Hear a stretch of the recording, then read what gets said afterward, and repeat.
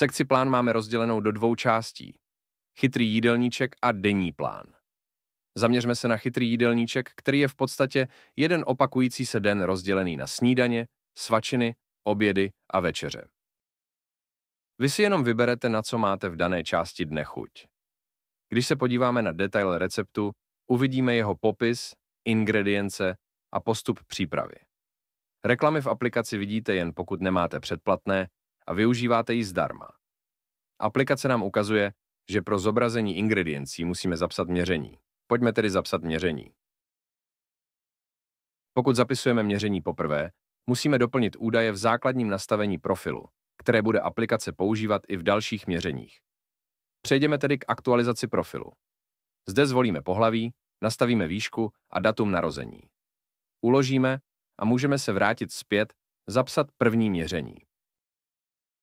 Zapíšeme váhu, šířku pasu, u žen navíc šířku boků a šířku krku. Nastavíme aktivitu a váš cíl. Dle nastavených parametrů se vypočítá denní poměr makroživin. Tyto hodnoty jsou pouze orientační a slouží pro sledování v denních plánech toho, jaký poměr makroživin denně přijmete. Pokud užíváte nějaké doplňky stravy nebo suplementy, které mají kalorie a nemůžete je zapsat do jídelníčku, napište jejich celkový součet kalorií za den do pole suplementy. Pokud máte sestavený kalorický příjem z profesionálních přístrojů nebo analýz, které ukazují oproti výsledkům aplikace rozdíl, můžete si nastavit vlastní kalorický příjem.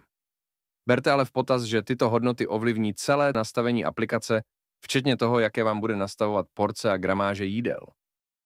Po uložení měření budete přesměrováni do statistik, kde uvidíte nastavený kalorický příjem, bazální metabolismus a orientační poměr tělesného tuku.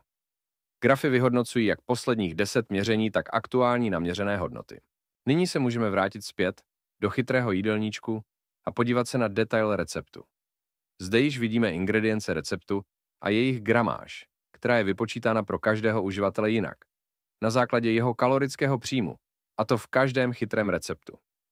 Pokud vám aplikace po dalším měření nastaví jiný kalorický příjem, gramáž se u všech chytrých receptů automaticky přepočítá dle vašich potřeb.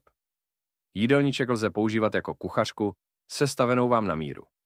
Stačí si jen vybrat, na co máte chuť, a recept připravit dle uvedených hodnot. Nemusíte počítat žádné kalorie, ani složitě sestavovat recepty. Chytrý jídelníček obsahuje celkem 100 receptů. 25 snídaní, 25 svačin, 25 obědů a 25 večeří. 10 receptů je v každé části dne zdarma a zbylé recepty jsou součástí premium předplatného. Denní plán je součástí pro předplatného.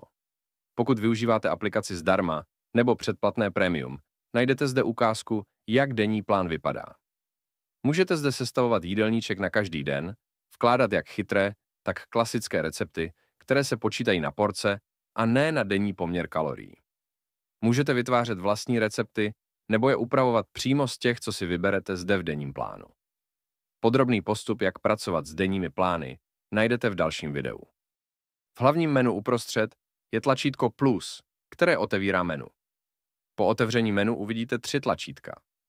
Vlevo je tlačítko s váhou, kde zapisujete další měření. Prostředním tlačítkem se dostanete na seznam všech receptů. Recepty si můžete zobrazit nebo přidat do oblíbených. V aplikaci jsou 2 typy receptů. Chytré recepty se automaticky přepočítávají dle nastavených poměrů z vašeho denního příjmu.